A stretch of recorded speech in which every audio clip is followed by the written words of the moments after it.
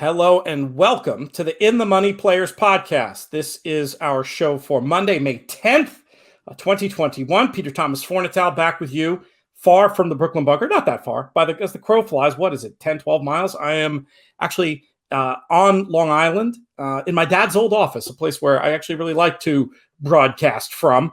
Was out here for Mother's Day, pressed into service yesterday by our friends at Sky Sports Racing, thus the not as pretty backdrop. But coming to us on the other line, the usual co-host of this program, he is looking fine in his burnt orange there over on the planet Texas. He's the people's champion, Jonathan Kinchin. What's up, JK? Look, it was either this or the hair, and and I had to go with this. I will say this, Pete. Is it? I mean, do you have to say on Long Island? Because I would never be on a city. I would be in Austin, in Lexington. I would never say I'm on Lexington. Yeah, you'd never say in Long Island. You'd be that would be like something that the German spy would say in a movie that you busted them that they weren't really who they said they were. It's always on Long Island. Yeah, that's funny though. That is one of those weird little things like highways that either have nobody really, I-95 versus taking the 5 in California. Just one of those weird little regional things. Hey, how about that? He or she is probably watching, and I don't want to beat anybody up today. But how about that person yesterday who was getting all agitado at us for not, stopping our plans in the middle of this podcast to do this show yesterday? Did we get any off days? Well, I mean, the other thing is and I even said it in our group chat with Jake Ballas and Sean Borman. My whole thing is I will have this conversation, but the idea that I'm somehow obligated to have it. I'm not a news reporter. You know what I mean? I'm a guy who bets on animals running in a circle, and sometimes I have a good opinion. You know what I mean? Like that. And that. So sometimes, but whatever. Sometimes. Yeah. Sometimes. Let's start there actually, because I think setting the table here is important. I just made this point. I had the pleasure of being on VSiN with Gil Alexander and our buddy Ron Flatter of the Ron Flatter Racing Pod, and I wanted to make the point that we're not, you and I especially, but really almost, it's hard to find people in this industry who this isn't true of. I'm sure they're out there, and I don't mean to speak for everybody, but we're not journalists. I've always completely shied away from the idea that I'm a journalist. My job is to create entertaining content about horse racing. It's more of a marketing role than a journalist role.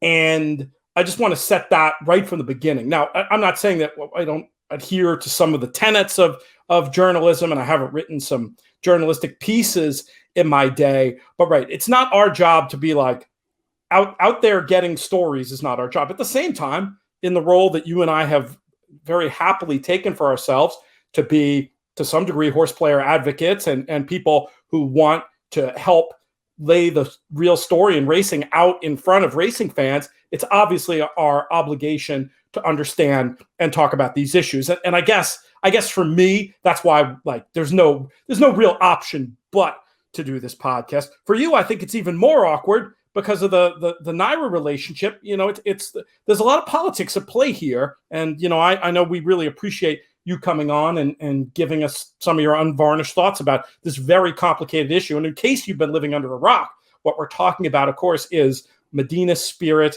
testing positive for a medication overage and looking very likely at the moment, unless there's a big surprise in the split sample, to be disqualified as this year's Kentucky Derby winner. But anyway, back to what I was saying. JK, it is good to have you here. We appreciate you stepping out of your comfort zone. Oh, yeah. I mean, look, it's not. I was talking to Jake Ballas this morning about it, to be frank, and it's just Jake and I have not always seen eye to eye on these things. Jake is pretty no nonsense when it comes to these types of situations, and I've always been more benefit of the doubt, due process. But what if? I don't want to make assumptions based on whatever. That's just my nature. And so it's taken Jake and I 4 years and probably 17 fights to finally understand each other's perspective and to it doesn't escalate to arguments anymore. So to be restricted to a 45-minute podcast or 30-minute podcast it's worrisome for me because I worry that like my whole thought process doesn't get laid out. But I'm just warning everyone right now ahead of time. You're going to get a whole lot of fence sitting from me in this situation. but that's literally not political. How, that's not. I'll point. No. Let me speak. I think it's easier for me to say this for you than to say this for you because you have, theoretically something to be gained, whereas I know the real you, and I do know you are somebody from your other dealing, and we won't get into the particulars, but I've seen you in other dealings in life give the benefit of the doubt where most people would have made up their mind long ago that a certain somebody was 10 miles of bad road, and you continue to give them the benefit. It is who you are. This is not you being political saying that stuff. I'll say it straight up. For the last 5 years, I've been beating my head against the wall, hoping that me and my ex-wife are going to be friends, right? And that there will be no difficulty when it comes to co-parenting. Beating my head against the wall. It's just who I am. I keep hoping. I'm very hopeful and I'm very optimistic. And I also appreciate the fact that this country is built on due process and there's meant to be processes in place. I know it fails us from time to time. So but look, I'll say what I feel, but it's going to be a little bit of fence sitting. Okay. Fair enough. We appreciate your incredible honesty about this. So this story, rumors started circulating Saturday night. Then there was this Mother's Day Massacre press conference at Churchill Downs yesterday. Very good PR move from whoever's right, who's ever wrong. Very good PR move, I felt like, by the Baffert team to sort of take the bull by the horns, as it were, and try to get control of this story. Baffert said a lot of things in that press conference. I'll just ask it as basic as I can, JK. Do you believe everything you heard out of Baffert's mouth from the presser yesterday at Churchill Downs? I don't know if I don't believe everything. And this is a conversation Jake and I have had a million times. When lawyers get involved, people start looking like they're being shady and lying because your lawyer that you have hired has told you, don't say that, don't say this, and don't answer that. Because the nature of this world, it can be incriminating against yourself in situations. In business, one of the first things I learned in business is if someone says lawyer, when I was teaching, when someone says lawyer, you stop the conversation and you go to legal. If they say, I'm going to call my lawyer, you just stop it. And so, I know a lot of people have pointed out the fact that Baffert kind of stumbled over the use of the drug and what it does and all of that stuff. He looked to his left where he had already addressed his lawyer once and said, you're going to have to ask a vet. That was his lawyer just saying, shut up. Right. You said enough. Shut up. You're going to have to ask a vet. And I sympathize with that. If I was in a situation where I was being accused of something, I'm going to do what my lawyer tells me to do. And so did it look bad? Sure. Does he know what it is? I think so. And so, but at the same time, I sympathize with the fact that let you get scrutinized in the public and with legal things hanging over your head and see how many questions you start dodging. I just can't help the feeling, but the why me, woe is me, racing has problems and it's not me in the third person. That does not have the ring of truth to me. But I'm a super cynical dude. We've been plenty of situations where you've said, give the person the benefit of the doubt. And I've said, why would you do that? Why are you banging your head against the wall? Maybe that's my nature is to be not believe. It's pretty simple, right? About the whole thing about, racing's out, someone's out to get me. I think he said today I heard someone text that he'd said something about cancel culture or whatever on Fox News, pandering to that very audience. Not the ring of truth to me. So here, there's two things. He's either telling the truth and he is being railroaded, or he's full of crap. And we'll probably figure out the truth about that eventually. I don't think that people are out to get him. It's not really the way the testing process works either. But it's also not outside the realm of possibilities either, right? I also wouldn't have thought that PETA would put some young person to infiltrate a dinner with Steve Asmussen and then release. You know what I'm saying? Fair enough. I'm not saying. Look, the probability is very light in that arena. Yeah, as a guy who backs a lot of favorites, I'm almost surprised you're mentioning this scenario, but you're making a good point. But I'm just saying, but it's not outside the realm of possibility. And so like, yeah, it's just, look, there's a lot of different layers to this. And I think anyone who treats this entire situation as one thing, as like one absolute, you're making a mistake. Like, to me, there's lots of different things. And we can talk about all of them. There's the part of it that's public perception. There's the part of it about the integrity and the quality of, and the legitimacy and the, technology of the testing. There's the industry as a whole. There's, what about the vets? What about owners? There's a lot, there's the bettors. There's a lot of aspects. It's not just one swoop, and we can talk about all of those individually. I just think it's multi-layered, this whole situation. It's not just, no doubt about it. Yeah. It's not clear cut at all. I mean, yeah. And I don't feel like I have I'm telling you what I'm giving you my speak from the heart gut opinions, but it's not like I don't know what happened. But let me say this about public perception. Let's just start there. Let's just start tackling some of the things I feel like I'm just hawing, and I was fearful I was going to do that. Public perception. It's awful. The worst. And in fact, I think that battle is lost. All of the things that we've been championing, in my opinion, since, being the only sport that was like kind of participating during COVID, and all the new fans we got, the greatness that it is that we're on Fox. I was super excited about this Fox Sports Super 6 bet where 150,000 people participated and were watching. And like, those are all great things. If this is true, and if he is disqualified, it, in my opinion, being an optimistic person, it basically erases all that stuff and we start back to where we were. I feel like it takes us all the way back to when 30 something horses were dying in Santa Anita. Like, it takes us all the way back there. And I don't know how many more of those take backs our industry can handle. And that's concerning to me. It does feel like racing is a game the last few years of one step forward and two steps back. And this is definitely a significant one.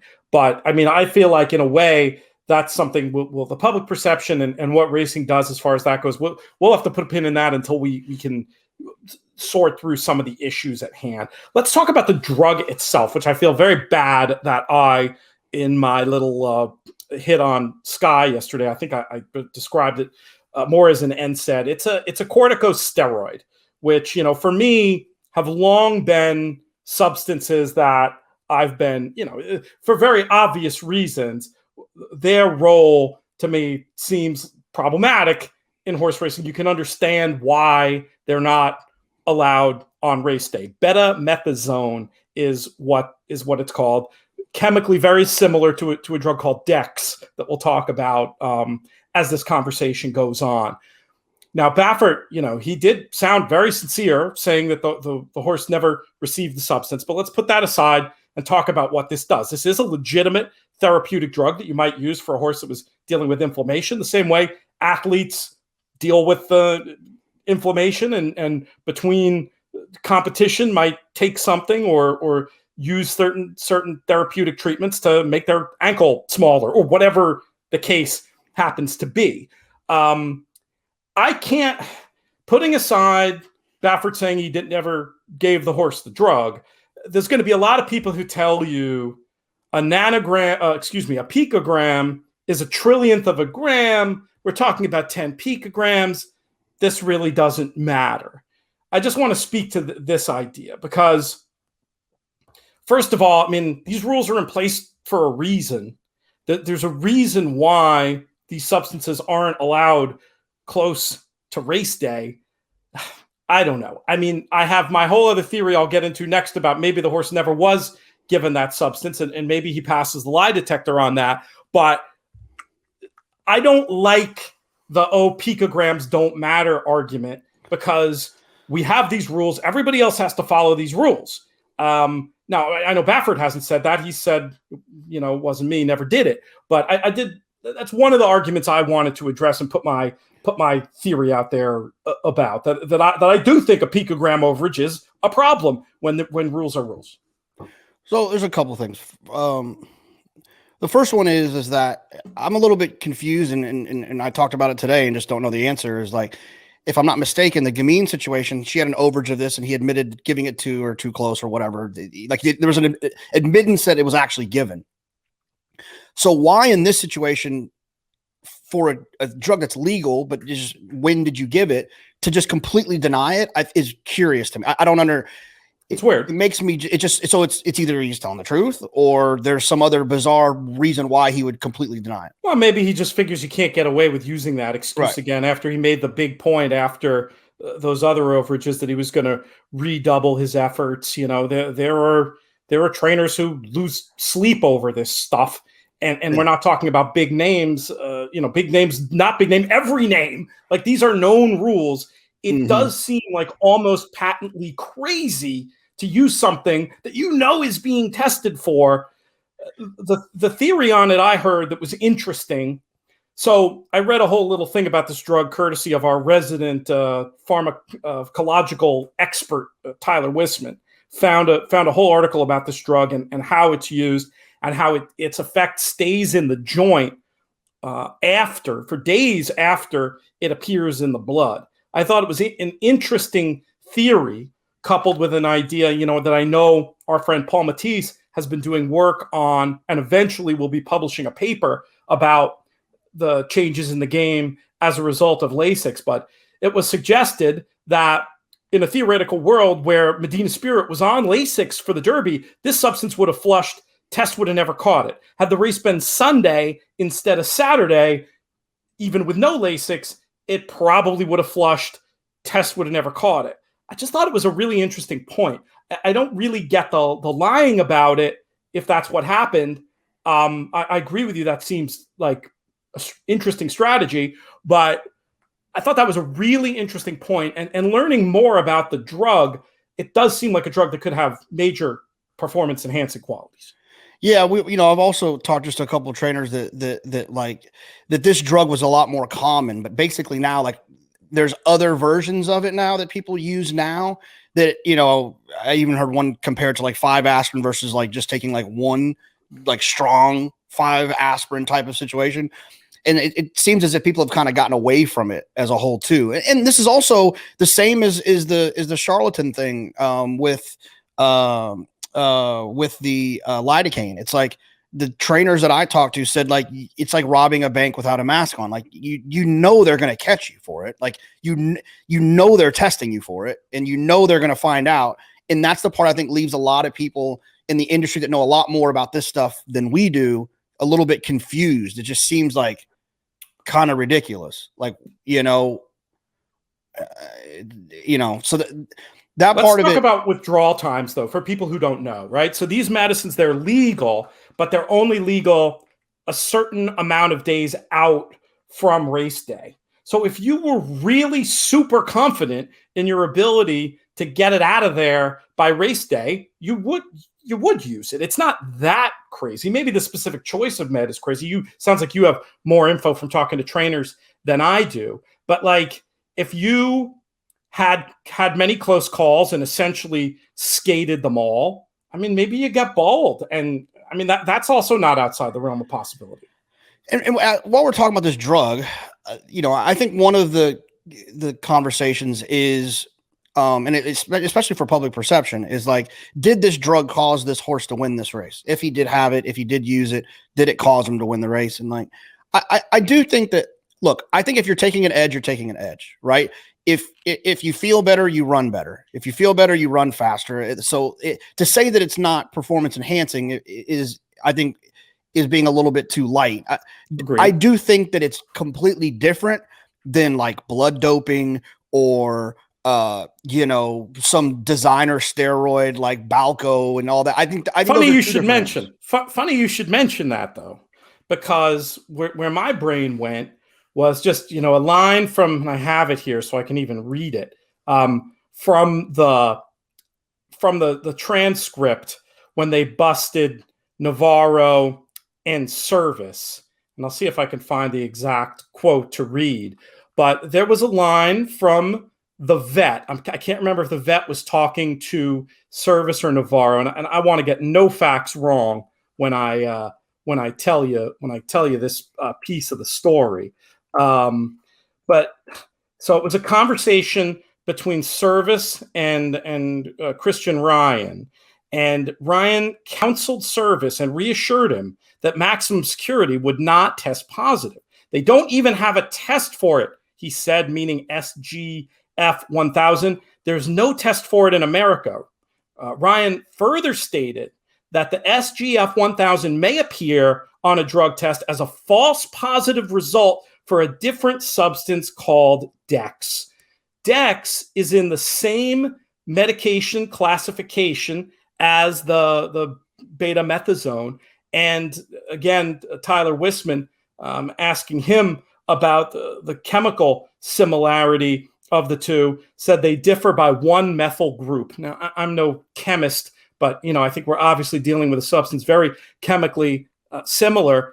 You couple that with the insistence that he was never given the thing. I mean, maybe I have a tinfoil hat on here, JK. You tell me. But my brain is beginning to connect the dots. And just as it's not impossible that there's some rogue actor acting against Bob Baffert in this situation, I think it's also not out of the realm of possibility that there's something else entirely going on here, more along the lines of Lance Armstrong type stuff. And I'd put the odds of the latter as being more likely than the former. Yeah, I mean, it's problematic. It's problematic. And one of the things that I've always said, and one of the arguments I've always kind of thrown at Jake is that, like, I hate that like, I mean, I basically like cheated my way through chemistry in high school, right? So like the idea that I'm sitting here, trying to like break down this and understand it and make it make sense is annoying to me. I would prefer the billion-dollar industry that I'm a part of, that I love, that we're involved with, that they take this part of the game as serious as boxing does, the Olympics, UFC, NFL. When someone rushes for 280 yards and 3 touchdowns in a game, you don't usually hear, juice, or, it's because I think we have a little bit more trust in the testing that they have in those other situations. And frankly, like, our testing system, to me, it's very lacking. Like you mentioned, and I heard you say it in an interview, the fact that it's going to take us 2 weeks, 3 weeks to get a split sample back, to me, it's an illustration of the joke that is this testing system, right? So although there's going to be smart people and crooked people that are always going to find a way to balco you, to get ahead of the curve, I think it's much harder to do that with USADA. It's much harder to do that in the NFL. It's much harder to do that in the UFC and in boxing than it is with us. And UFC, their biggest star and one of the best fighters in the history of the UFC, John Jones, got popped. He got suspended for a year.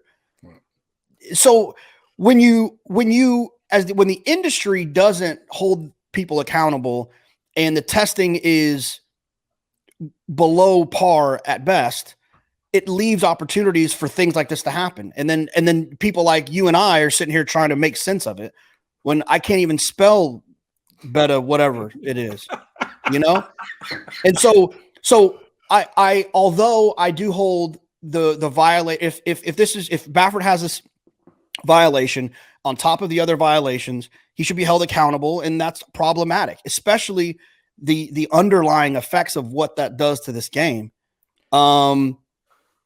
It's a problem, right? And there has to be whatever, but I also think that, like, the industry needs to be accountable, and I also think that vets need to be held accountable.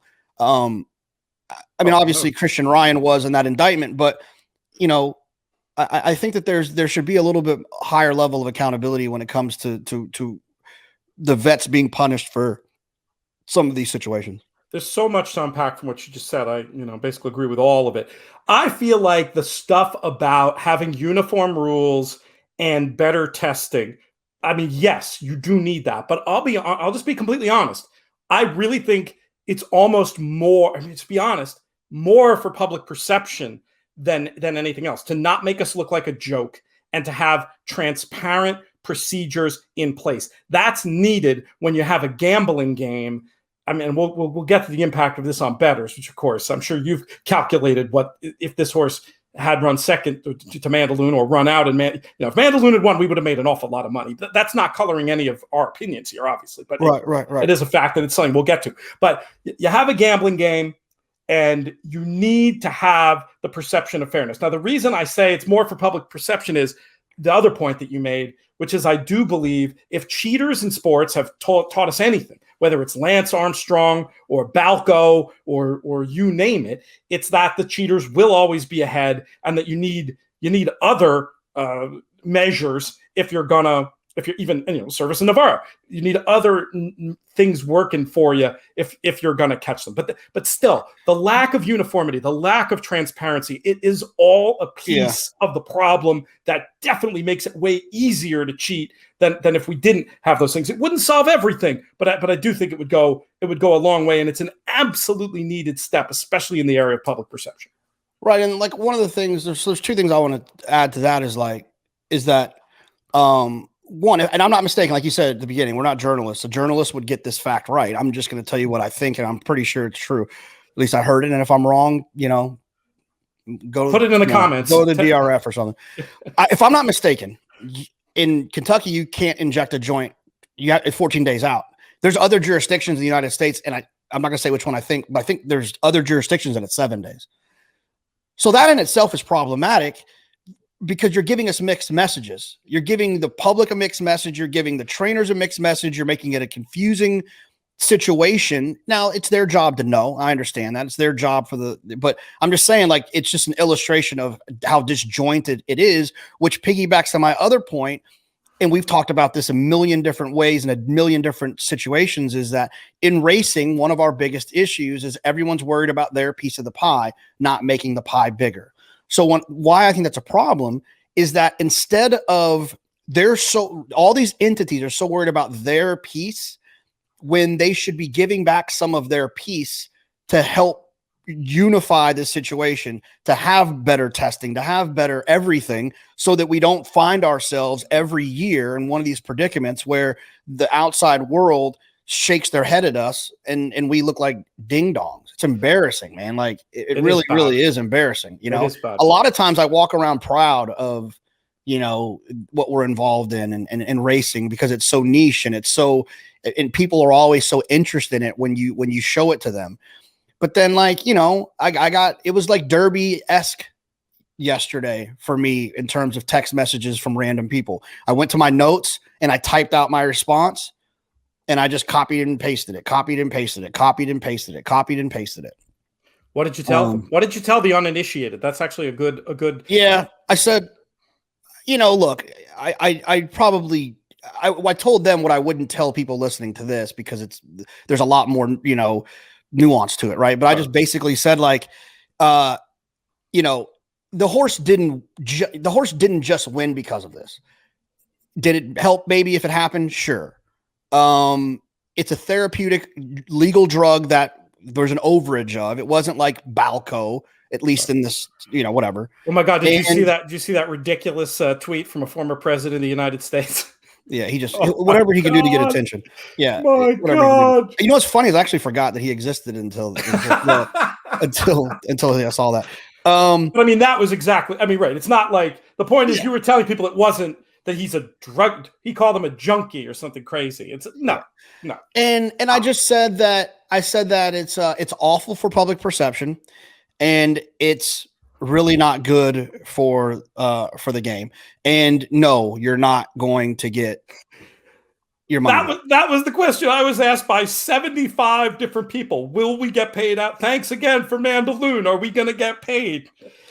Yeah. Let's do a little, a pin in that. Because you gave when you were talking about the pieces of the pie and people stepping up, this is a good time to talk about HISA, the Horse Racing Integrity and Safety Act, which, while it does not solve all the problems, as I was outlining, does go, I think, potentially a long way in that public perception piece of things. And, there's more questions than answers about HISA right now. And I'm not, oh my God, this is the answer to all our problems. Far from it. I'm also not, oh my God, this is going to be the worst thing that ever happened. Because I think if this industry has proved one thing, it needed something radical to try to address some of these issues that we're talking about. And paying for that initiative, that's where I think different major industry stakeholders could really step up. Because if they try to, this is a tangent we don't want to go on too much, but trying to stick that one on the bettors, that's going to make a bad wound a whole lot worse. But I mean, do you have hope that HISA could be the way that we get at least some uniformity in rules and better testing and increase consumer confidence that the product that we're betting on is on the level? Yeah, I mean, look, there's just no deterrent right now. If you get suspended, you run in your assistant's name for 30 days, whatever. Owners don't really have, there's no penalty. It just, there has to be a heightened level of accountability. And even in more of a ruling with an iron fist, but it's hard to rule with an iron fist when there's 17 different kingdoms, right? Like I think about Game of Thrones. It's like, there's just so many, it's hard to rule without, unless you take over somewhere else, which obviously in this country, from a business standpoint, it's not going to happen. Look, I think that like situations that we've seen in sports where it seems unfair, it seems over the top, I think that it sets a precedent to keep people in line. When it came to like John Jones getting suspended for that year, I think it scares people away from doing nonsense. I hated that Josh Gordon, the receiver from the Browns that kept failing marijuana drug tests, basically losing his career, but over a legal drug in a lot of different states. But I do feel like you got to have rules and you have to punish people that break them. Otherwise, what the hell are you doing? Even if it's a bad rule, then let's change the rule. But if you have a rule and someone breaks it, you have to punish them. And it can't be a $500 fine. It has to be something that will deter other people. It reminds me of one of the only things I never really applied it, but one of the things I did learn, like teaching was, and coaching as well, was you have to be the biggest, this is our networking, so I want, asshole possible on day one. And then you can get nicer. Because if you start nice and try to tighten up, no one will ever believe you. And so we've been nice for so long, and so no one believes, and I'm not calling out people, but there's the California trainer who had won the stake and got fined $500 or whatever it was. Comical. So why not, like, dude, you might as well just do it again, like, think about Eric Mooney, who, and I'm not trying to pile on to him, but if he wouldn't have been disqualified from that Breeders' Cup betting challenge, people would just keep doing that. And they finally stopped doing it because the Breeders' Cup ruled with an iron fist. It looks like this. It feels like this. It's probably this. You're out. And we just don't do that. And so we find ourselves in these situations. And I'm not taking away the blame on the offenders. I'm just saying that the industry hasn't done a great job of making, of ruling. You have to rule, unfortunately. So it's why we have to have government. And that's hopefully what we're gonna see. And it's your Game of Thrones analogy is good, JK. On the Iron Islands, they don't care what they say the rules are in Westeros. It's having a set of rules should be like there's like a million other steps on this path, but hopefully that will be step one, and it's something that as racing fans we can hopefully look forward to. A good question came across about pre-race testings. I was poking around about this. Our horses tested pre-race for the Derby. Here's the thing. They can't be meaningfully tested pre-race. And what I mean by that is, again, because of those like withdrawal times, I heard that there was, I hate to say I heard, but again, not a journalist, that there was, I think it was from Nick Luck, so I'll credit him. April 18th, there was an out-of-competition pre-race test for Medina Spirit that was obviously clean. But then, what about all the days between April 18th and May 1st? It just goes back to the point earlier of like, we want to take ourselves seriously, then let's have a serious program that makes sense. With transparency, where we're not guessing at when and if tests were done. Why not? I got an idea. Let's test the morning of, before they get into the gate. And don't tell me it takes 2 weeks. Like, dude, I got a COVID test back in like 1 day in the middle of a pandemic. No, I've heard of people getting positive their results back on those tests in 5 minutes. So we can put a man on Mars and we can't solve the horse racing testing problem. Like I beggars belief. Elon Musk could figure it out. But I'm serious. Like, is he a DG? Is he a player? I think he gambles, but I think it's more on cryptocurrency. Look, I'm not trying to be tongue in cheek. It's just like my point to what you're saying is right. It's like, I don't know the specifics, but like, let's just do better. If we do better, then we can do situations that can prevent what we're going to talk about next, which is, no matter what happens, the bettors are out of luck. Yes. We do have to hit on that. And I'll let you speak on it first. Well, look, man, this is going to probably be the most unpopular thing I say when it comes to our horse playing supporters. And look, it sucks. I'm not joking you. 100%, 100,000 if Mandaloun wins. 2-day pick 6 for like a bunch. We got a whole bunch of stuff. Super, depending on where Medina Spirit, if he was like 3rd or 4th, and super, whatever. But at the same time, I look back in my horse playing career, and I've had big scores on Sharp Azteca, trained by Jorge Navarro. I've had big scores on World of Trouble, trained by Jason Service. I've had big scores on Justify, big scores on American Pharaoh. So it's like, I can't be on both sides of this thing. It's the same idea we talk about with riders. You can't get mad at a guy for being aggressive and then be mad at a guy for being not aggressive. Yeah, there's a buyer beware. I mean, I hate to say it, and it sucks that it's true, but there's a buyer beware element. And, there are people out there, JK, who believe, I'm not joking about this, that the key to getting rid of horse racing as a sport is enabling lawsuits that make racetrack operators, etc., responsible for lost monies in instances involving very situations like this. And maybe well-meaning, but not thinking through horse players who are supporting such efforts and aligning themselves with such parties in the process should really think twice and check themselves. Not that they'll go anywhere, but it's ridiculous. But it's like, and I'm not trying to like,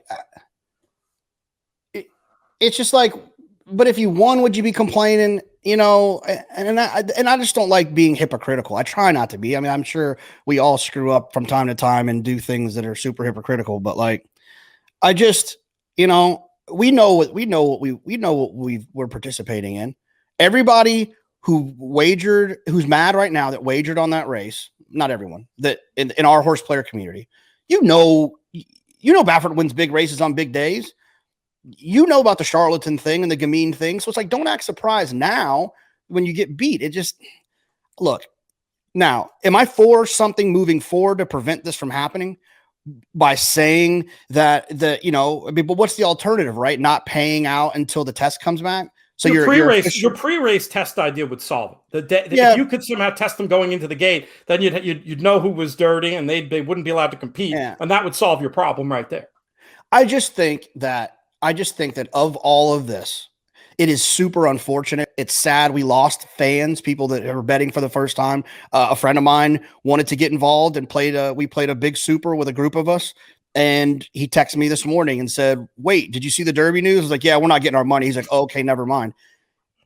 And, now he's not going to be nearly as inclined to participate again. So, but my point is that of all the things on the list of things that are problematic in all of this, the wagering public is important, but there's nothing we can really do retroactively. I think we have to do something moving forward to fix the problem. I'm not saying neither of us are saying don't do anything. Yeah. It needs to be fixed. And it's not fair. But relitigating what's already happened, I mean, honestly, it's not going to go anywhere. But like the path it goes down, if you think it 3 or 4 steps through, really could lead to And I don't some dark things. And I'm also not 100% sure. Like when you're doing a lawsuit, and I'm not a lawyer, when you're doing a lawsuit, there has to be an offender, right? Like there has to be someone it's so-and-so versus so-and-so. And, I don't think you can sue Bob Baffert. It's not No, it gonna would go be anywhere. Churchill Downs. It would be saying that it was like a fraudulent betting event. But did So I they? guess Yeah, but it's like, but did they put it on? Did they do anything different that they didn't do in other races? It's like, what about the other horses that get disqualified? Like, what about wrongful disqualifications? What about other horses that have tested positive that got moved back? I mean, are those people getting their money back from a Wednesday at Churchill where a horse tested positive or something? I get it. Their hearts are in the right place, but I think the focus should be on actionable steps moving forward to fix it rather than the kind of witch hunt that I think we all are pretty confident it's not going to go anywhere. Yeah. I have losing tickets. I don't even see myself if this got to like the final stages of there's a chance. I mean, maybe I would turn them in, but I don't think I would. Marshall Graham made an unbelievable point about somebody who dodged a huge bullet in all this, because whereas parimutuel entities would not be able, would not, and I don't think bookies are in the UK either, would pay out under any circumstance despite the change. One man, for public perception reasons, would have had to. What if Essential Quality had run second and stood to be the winner of this year's Kentucky Derby? How much would it stink to be our man Mattress Mac, JK? Yeah. No, that would have been bad. That would have been really bad. And frankly, he probably would have, I'm sure he would have just had to sue or try to do something to have to give away all that furniture and lose the wager. Yeah. And look, that would be a bad situation. I do want to touch on, because I am a horse player. That's what brought me to this game and whatever. I'm not saying that the notion is wrong. I'm not saying that what they're saying is wrong, but it's you can't talk out of both sides of your mouth. That's my problem with the idea that we're going to, if you had a Mandaloun ticket, we're going to sue, because, if you're going to play that game, maybe Mandaloun hits the front. If Medina Spirit's not in there, maybe Mandaloun hits the front too fast and it's actually Hot Rod Charlie that would have won. You can't play the what if game with it, and it just doesn't work for me. And also, people are betting other horses that are from trainers that are known for being funny business guys. I'll play devil's advocate and say that their argument would be, well, but he's given the race history will say he's the winner. So therefore, I mean, I don't doubt that in the sense of, like, if it was just a question of what was fair, like if God came down from heaven and adjudicated the situation, I feel like you were 6 figures, I was only 5, but I feel like it would be very like fair in the cosmic sense for me to get 100%. I agree. I do agree with that. I agree that it reminds me of the Derby future bet last year, right? There's a perfect way. Oh yeah. So the Derby was moved, and then people, the Derby was moved because of the pandemic from May to September. And there's a debate on whether or not the wagers would be canceled or honored until September, because the Derby future in May versus September is a completely different bet, right? Yeah. I mean, completely different bet. Should have been given the offer of refund for sure. Yeah. And so, like, what, should you refund? Should the money, because what if you got a horse at 100-1, you want to keep the ticket live? Or what if you bought a horse at 20-1 and now the horse is whatever? So, like, my point is in a perfect world, everyone has the option of doing what they want to do. If you want to keep it, you can keep it. If you want to refund it, you can refund it. And Churchill and everyone else just figure it all out. But unfortunately, like, we don't live in a perfect world, and like that just couldn't happen. I feel the same way about this. In a perfect world, heck yeah, the Mandaloun people get their money back, and the Medina Spirit people get to keep their money. And other people can get refunds. Like, there's in a perfect world, but that's just not applicable, I don't think. I don't think, unfortunately, there's like any real world mechanism to making it happen. But yeah, I mean, if you want to talk about what's fair, that's very different than what is. Let's move forward now. So Churchill Downs, Baffert made his strong PR move, and then Churchill counterpunched. I thought they went hard. I was not sure if we were going to hear equivocating what we were going to hear, but this idea that they're not going to accept entries from Baffert or anybody associated with him. Made it very clear that they were going to proceed, and that the Derby result would change if the split sample comes back and tests positive. Not sure when we're going to get that information. And then interestingly, that put Pimlico first betting. I can't remember the proper corporate name, Stronach Group, whatever you want to call them. but that put them on the back foot. They have moved their draw, which was meant to be today, back to tomorrow, presumably to figure out what they're going to do next. Seems really weird to me because of the common ownership of Santa Anita, Baffert's Home Track, and Pimlico, being both owned by Stronach Group, First, whatever you want to call them. It doesn't seem like they are really going to be able to show reciprocity with Churchill's decision and deny the man entry. But I mean, it's certainly, with the Preakness now just whatever it is, 6 days away, the big question of the race. Are Concert Tour and Medina Spirit going to be allowed to compete in this race? What do you think, Jonathan? Well, I mean, I think there's two different ways to look at it, right? The conservative approach would be they'll absolutely be able to run because everyone's scared to get sued in this country, right? Because so they would let them run. The other approach would be is that the Stronach Group in the last couple of years have shown some pretty aggressive moves that looked potentially like it could lead to suit, and they did it anyways. When it came to the ruling off Hollendorfer, when it came to a lot of their rules with like the with the stick, with the whip, and the Jockeys Guild and the race, all these things, they LASIX, and with the trainers and the trainers representatives, they took some pretty strong stances for the betterment of the game. So if they want to take if they want to take a big stance.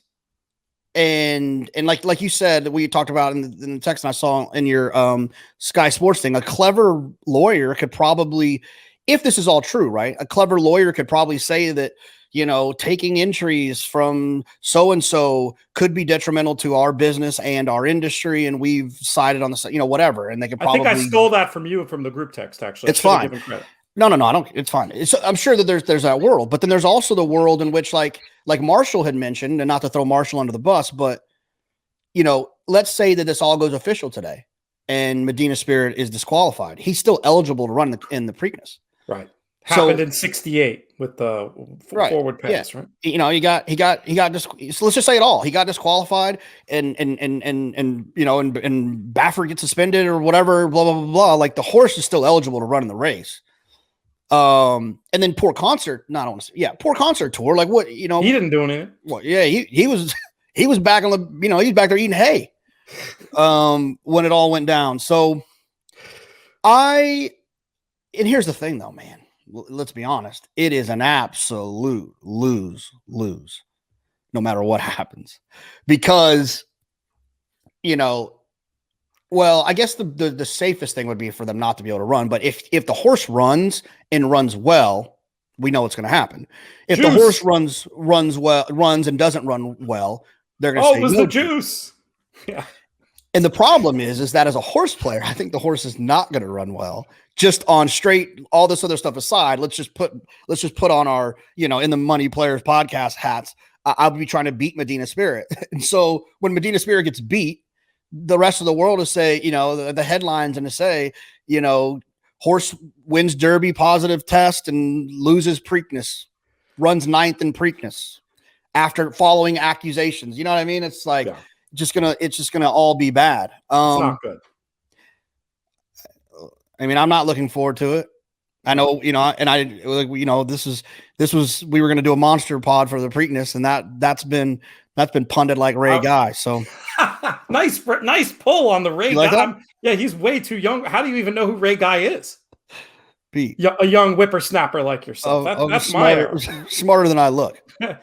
Did they have Madden for the 1970s Raiders? I mean, he actually is like a card on that Ultimate Team thing where you can get him. But I also know who he is just because he's the only punter in the Hall of Fame, right? I believe that's right. I don't think there's a second yet. Friend of mine once stole his boot after he got cut from the Raiders. That's another story. That absolutely true story. You've met him too. You could probably guess who. But I want to go back to talk about the absolute insurer rule, because I think it's something that's really important for people to understand, that according to the accepted rules of racing, Baffert passes a lie detector test with flying colors. He absolutely didn't give that horse that substance. Doesn't matter according to the rules of racing. That's still a DQ. That's just it's on the responsibility of the trainer to make sure that these rules, whatever you think of them, to make sure that these rules are met and adhered to. So as far as the Derby DQ goes, that doesn't even matter. And that's something that I think people who aren't associated with racing, or some of our newer fans who found us via YouTube, I just wanted to underline that as something that they might not know that's actually really important to this situation. Yeah. And the other thing about to just, this is kind of to that point, but not really, but is about the lie detector of like whether, did something happen? Did it not happen? In the NFL, I always remember like these idiot young players who get in trouble over and over again. And then the team like assigns them a guy who's just like always with them, And if I was Bob at this point, I would just, if he really feels like he's being attacked, he's got enough horses in training, and I'm sure his day rate's pretty high and he's had some success. I'd get over 24 GoPros, keep those things rolling, have them boogers live streaming all the time. You can always see what's going on with the horse at all times. Release all the vet records. I would just take full all those transparency. Steps. Full transparency. It's unfortunate that has to happen if you're innocent. But do whatever you can do to kind of avoid these situations. The one problem I have is that, and to his, to the point about him feeling like, he's being, picked on or whatever, is like these overages just aren't really happening to like other big trainers, and they happen in certain situations, sure, right? But not in this frequency. Right. The Jemison weed thing, the Scola, whatever, and with Justify, you want to do it? Scola what? Scopolamine? Yeah. There was other positives. From other trainers and other barns and other parts of the racetrack. So, that's one thing. I don't know. It's just, look, the bottom line is it's super unfortunate. And no matter what happens, if he is completely innocent and they arrest someone in handcuffs for setting him up, it doesn't change the public perception. This is a huge hit no matter what. I think that's right. And I haven't reiterated what you said at the top about, I'm not trying to be a judge and jury over here. I'm just trying to speak from the heart. I obviously believe in due process as well. And it's not easy to hold the two thoughts in mind at the same time, innocent till proven guilty, but also where there's smoke, there's fire. And I feel like that's what we're being asked to do at this point. That was sort of my initial reaction to the Baffert presser. And having said that, I'd love to be proved wrong. I'd love your fantasy scenario there, JK, of the evildoer being taken away in handcuffs to be the case. And don't get me wrong, I understand that's the foreign horse winning the Preakness, right? What's the horse's name with a bunch of letters? Francisco Dana. Yeah, right. I get it. Long shot. Probably not going to happen. But I'm just saying that I'm just painting a picture, a scenario here. I mean, it's super unfortunate, man. And and it doesn't look great. I think we all know that. It definitely doesn't look great. Increased transparency is such a key. You've made that point in a number of different ways on a number of different occasions. And I applaud it wholeheartedly. It's something that, in terms of healing the perception of the game, it was always incredibly important. We were always falling behind on that, but it's something that I think now, maybe the combination of this and the Horse Racing Integrity and Safety Act can be the kick in the ass that the sport needs. I mean, we'll see. I'm not going to sit here and blue sky and Pollyanna you about how, we can turn this around. You and I, in our business lives and in our punting lives, turning negatives into a positive is something we always try to do. What can we learn? What can we do better? And I get that maybe this isn't the time for that.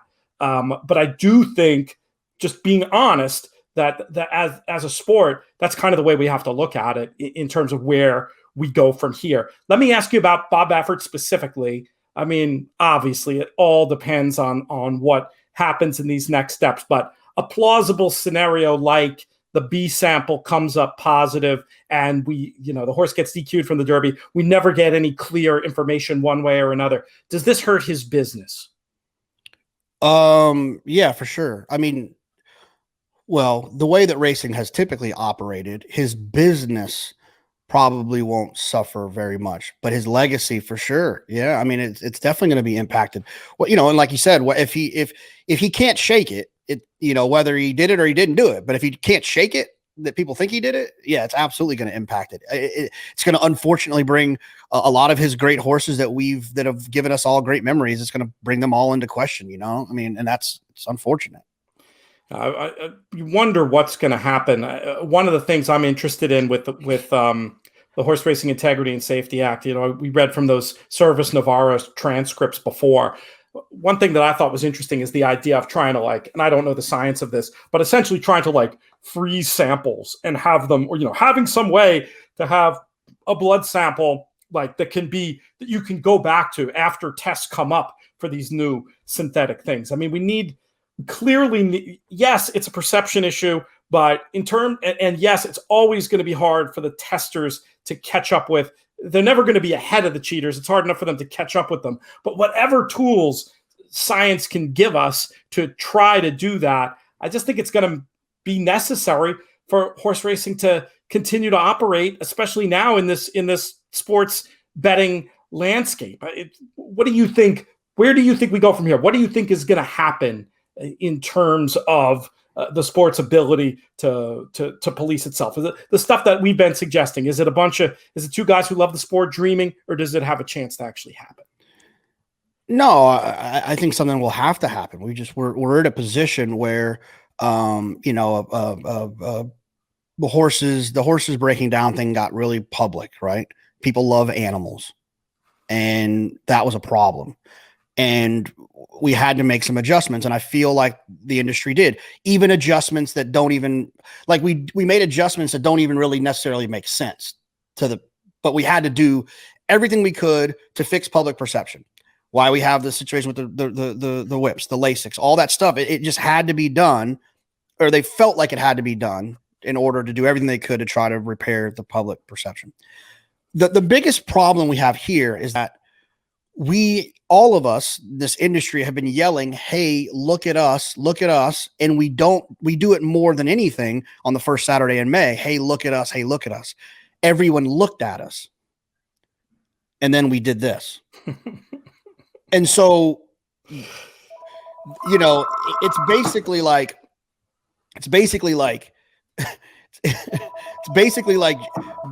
begging your significant other to FaceTime you while you're out doing something you're not supposed to be doing. You're you're like, "Come on, FaceTime me. And then you're like this, and you're somewhere you're not supposed to be. It's just a really bad situation. That sounded like the voice of experience, JK. No. I'm just saying, it's just, I always, when it comes to situations like this, I like to compare them to relationships, because people have relationships, and you can always kind of, you feel those moments. It's just we begged people to look, and they looked, and then we is what they saw in the face. Yeah. And regardless of what it is, right? Whether it's the greatest conspiracy ever created on earth, or if it's as bad as everyone hopes it's not. There's no way it's good. It's not good. There's no scenario where we come out smelling like a rose, that's for sure. But to answer your question, I think what's next is that we have to, like we've been saying in this game for a very long time, we have to take ourselves seriously. And I think that other big sports in this country are an illustration of that. There has to be a sense of no tolerance in order to retain order. And that's just what you have to do. Because if you don't, you leave way too many holes, and it's people's nature when money's involved to find holes. I think that's fair. We got to close it. We got to close them up as much as we can. As much as we can. Absolutely. I got one more point to make, and then just a statement, and then I'll be wrapped if you are. But I want to go back to this idea of LASIKs as something that I'll make an analogy. So I used to be somebody who loved low minimums for horse players, because I thought, how great is this? On my limited budget, I can now make a ticket. I can use some of the same concepts a professional player like Mike Maloney uses. How great is this? As I learned more about it, I began to realize that it was fool's gold, because these lower minimums allow the players to whom, the same way that I'm a minnow to Mike, that Mike is a minnow to them. it enables them to have control over parimutuel markets in a way that essentially just drains all the value and makes it a rotten betting proposition for everybody. I'm going somewhere with this. Give me a second. I'm kind of I'm halfway there now with LASIX. I used to think that LASIX was a good thing because for this $29 shot or whatever it is, the little guy had a chance to use this non-harming therapeutic medication that also had performance enhancing benefits and could stand toe to toe with the bigger operations that were able to, legally or illegally push the envelope pharmaceutically. But this idea that no LASIX has led to more positives for the Baffert bar. Now, I have no proof on any of this. It's just me speculating. But the idea that one of the things that LASIX was doing for the bigger barns wasn't just its actual ipso facto medication effect, but that it was enabling them to potentially flush out other things that shouldn't have been in the bloodstream. I'm beginning to think that maybe LASIX wasn't so good for the little guy after all. Yeah, I mean, LASIX is tough because although I understand exactly what you're talking about, the image and the idea of a thoroughbred racehorse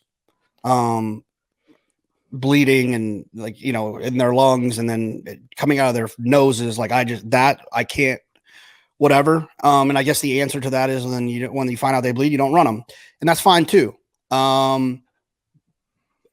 I'm surprised we haven't seen that money shot from some of racing's detractors. Actually. Yeah, but I'm also, a guy who's been rocking this inhaler for 30 years and change. Like it's medicine. I need it. I use it. It helps me not feel a certain way, but I also am a two-legged animal that can make my own decisions, and I have thumbs. So that's different too, right? Look, man, it's a crappy conversation altogether, especially with a game that, we all love. So I'm hopeful that the powers that be will get out of their own way and make good decisions for the game as a whole.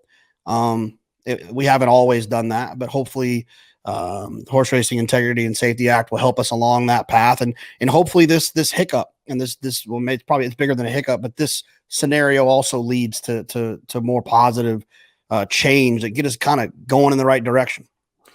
I like that message. I like that message very much. It took 7 years, but I think we finally had a detailed conversation about LASIX on the Players Podcast, something I had avoided like the plague. And speaking of avoiding things, I was nervous about this call today, JK, not because I didn't want to hear what you had to say and not because I didn't want to communicate with the audience, but just because it's, it makes our job so hard, these positives and this stuff. And no, I'm not whining, but I mean, it just, it's just, this isn't what we want to be talking about the week between Derby and Preakness. And, I'll be honest, I almost always look forward to talking to you. I wasn't this time, but I feel like your insights and whole vibe and empathy for all sides of the situation have helped me in a therapeutic way. And I feel like I should send you about $200 for the hour. What do you think? It's all good. You can send it to the people that bet on Mandaloon. Yeah, I mean, I was nervous and I'd expressed that to a couple of people just because I worry that my him hawing nature was going to be viewed as me being shilly, but dude, that's just seriously how I am. You spoke from the heart.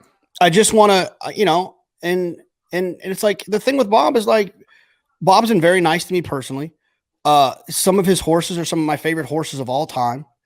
I think that his personality and the way he presents himself on TV when he has big horses is good good us. It's got to, you know what I mean? I think, this part of it's not great, but that part of it, and so it's I don't want it to be true. I'd rather it not be true. I would be happier if it wasn't. But at the same time, it's none of us are bigger than the game. None of us are bigger than the traditions. None of us are bigger than the enjoyment that this game provides all of us. And I sure as heck, no one I think has the right to take that from us. Right. And so it's just I'm just let due process do its thing. The second sample comes back bad, the other follow-up things I'm sure that will come. If it's a DNA test, I heard him mention, pulling hair, all these things, we'll see what happens. And if it's true, it's true. It's gonna be right there in front of us. And if it's false, it's false. We'll know. And that's just kind of how I look at it. Like, I don't need to decide today. People are in such a hurry to decide today. Right. Yeah, and the other thing is like, this is the last thing I'll say. And we saw it obviously with the political thing. We've seen it with race. We've seen it with social issues. It's like we've lost the nuance. Everyone has to pick a side. Like, there's no, I'm in the middle, let me figure this out. It's, I'm either here or I'm there. I'm Republican or I'm Democrat. All lives matter, Black lives matter. There's like no envy. It's like, it's just like, just take a deep breath, express yourself, be angry, be frustrated, be sad, but like, just you don't have to decide today. There's gonna be plenty of opportunity to decide. Or if you have decided, that's your opinion too. I think it's all very fair. This story is going to continue to develop. We'll continue to cover it. Huge news coming in the next 24 hours as to what they decide to do in Maryland. I don't know if that warrants a quick check-in or what, but we'll see. Certainly, we're going to be covering the Preakness, no matter who's running in it. We'll have plenty of content later this week, but we'll figure out all the details. This has obviously thrown our normal calendar in flux, but I just, in all seriousness, want to thank you, JK, for helping my mental state, which has obviously been a little scattershot for the last 24 hours plus since getting these news, as a guy who loves and basically gets paid to market racing. But thank you for your insight, your opinions, your sensitivities, and not the last time we'll be talking about this.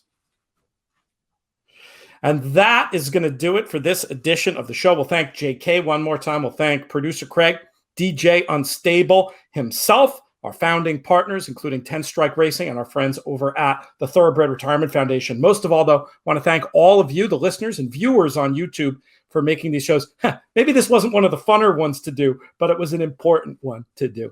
This show's been a production of In the Money Media. Our business manager is Drew Coatney. Our chief creative officer is Jonathan Kinchin. I'm Peter Thomas Fornital. May you win all your photos.